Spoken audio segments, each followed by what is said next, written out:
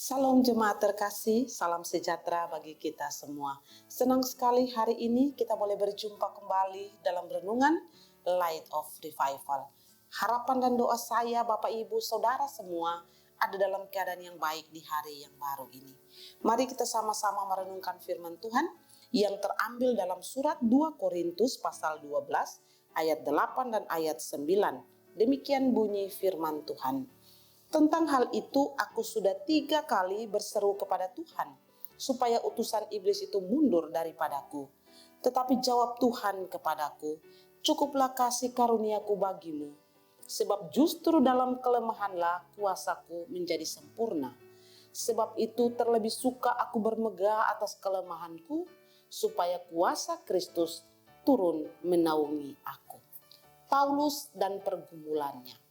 Saudara yang terkasih dalam Tuhan Yesus Kristus, kalau kita memperhatikan atau membaca perikop dari bacaan ini, 2 Korintus pasal 12 ayat 1 hingga ayat yang ke-9, itu berbicara tentang duri dalam daging. Nah saudara terkasih dalam Tuhan Yesus Kristus, ada beberapa poin yang bisa kita belajar di sini, yakni kita belajar bahwa ketika mengalami satu penderitaan, satu penyakit, satu tantangan, persoalan dalam hidup, orang sekelas Rasul Paulus, dia mau datang di dalam doa kepada Tuhan.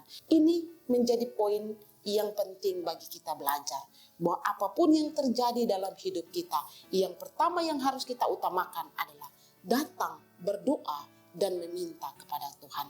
Hal yang berikut yang kita bisa belajar dari poin yang kedua ini adalah Tuhan memberikan jawaban kepada Paulus, dan jawaban Tuhan adalah tidak. Kalau demikian saudara, bahwa di dalam doa Tuhan memiliki beberapa jawaban atas doa kita, maka sikap kita terhadap jawaban Tuhan adalah kita harus bersabar untuk menunggu jawaban Tuhan. Bisa jawaban Tuhan ya atas doa kita dan dia memberi jawab. Dia memberi jalan keluar segera mungkin dari apa yang kita alami. Tapi dia bisa saja menjawab tunggu. Artinya butuh kesabaran dari kita untuk kita melihat apa cara Tuhan untuk menolong kita di waktu-waktu yang ada di depan. Tapi Tuhan bisa menjawab tidak. Saudara terkasih, jawaban Tuhan atas setiap permohonan kita harusnya menjadi pelajaran bagi kita, supaya kita tidak memaksakan kehendak kita kepada Tuhan, tetapi sepenuhnya tergantung kehendak Tuhan dalam hidup kita. Dan juga kita bisa belajar dari Rasul Paulus adalah ada respon yang positif dari Paulus ketika jawaban Tuhan atas doanya adalah tidak. Saudara, Paulus mengatakan suatu pernyataan yang luar biasa. Aku lebih suka bermegah atas kelemahanku. Aku rela ada di dalam kelemahan. Aku senang menanggung kelemahan. Itu satu pernyataan yang luar biasa. Dia bersuka, dia rela, dia senang ada dalam kelemahan. Tuhan tidak menjawab doanya dan kelemahan itu tetap ada di dalam dia. Tapi justru di dalam kelemahan itu dia mengatakan aku suka, aku rela, aku senang mengalami semua itu. Saudara, bagaimana dengan kita?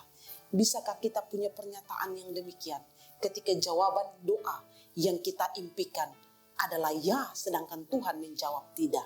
Bagaimana respon kita? Mampukah kita memiliki pandangan pikiran yang positif sebagaimana yang sudah Paulus tunjukkan? Ataukah kita malah pergi meninggalkan Tuhan?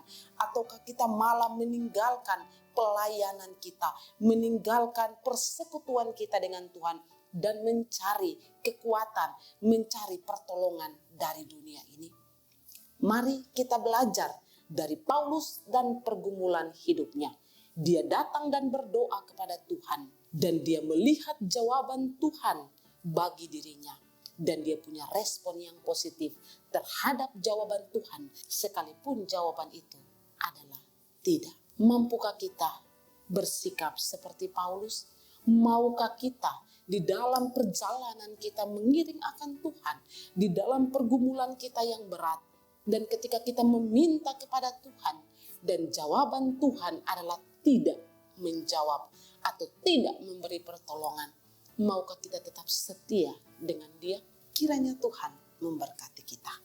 Mari kita berdoa. Tuhan Yesus, terima kasih.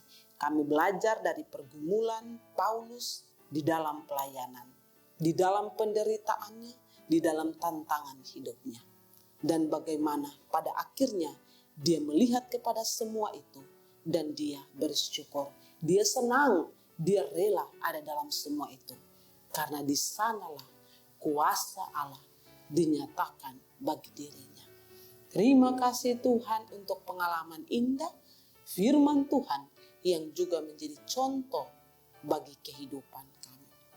Tolong kami, mampukan kami, supaya dalam hidup ini apapun jawaban Tuhan bagi kami, sekalipun itu jawabannya tidak, kami tetap berpikir yang positif, tetap tidak lari daripada Tuhan, tetap mengandalkan Tuhan.